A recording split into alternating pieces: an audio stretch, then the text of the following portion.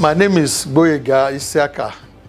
I'm from Ogun State, a member of House of Representatives representing Yewa North, Imekwa from Federal Constituency of Ogun State. I'm a first-timer. I'm currently the chairman of House Committee on National Planning and Economic Development.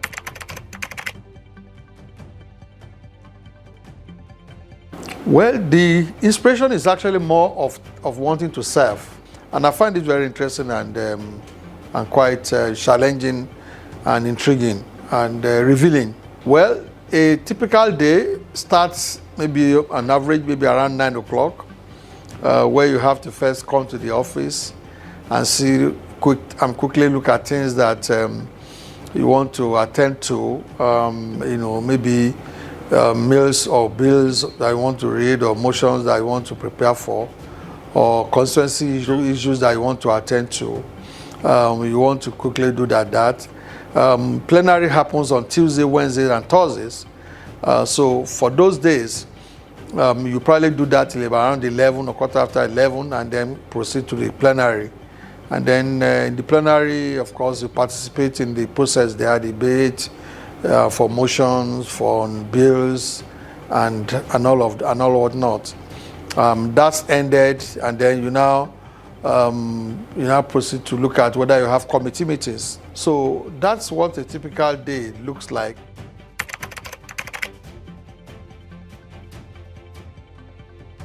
Well, the first one I did was to have a tertiary institution in one of my local government, that is Imekwa for local government.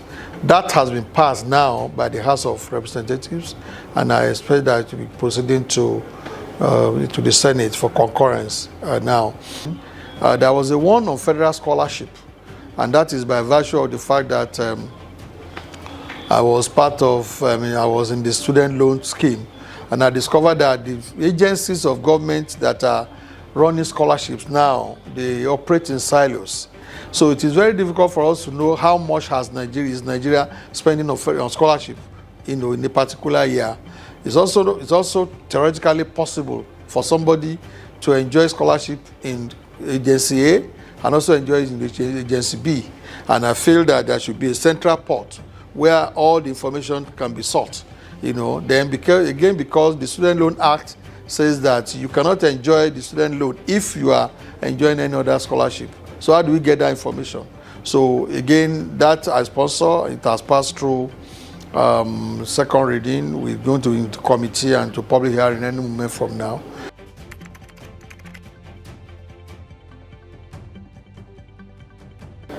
Well, it's lobbying and engagement. The time available is limited, Tuesday to Thursday, and we have 360 members, all of whom want to do one thing or the other. So it takes a bit of time for it to be able to get into the order paper.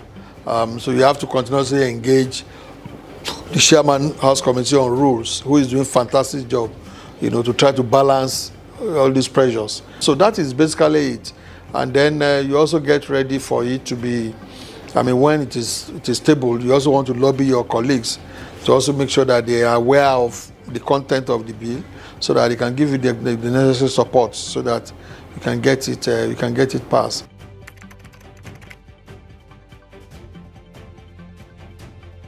Since 2019, petroleum products cannot get to 20 kilometers to the border of in any land border in Nigeria, apart from few that are approved. I just got 5 approved from my federal constituency. What that means is that while some of us in the center are crying that we are buying petrol at 1,000, 1,200 those days before it came down now, and some of those places are buying it at times through those prices.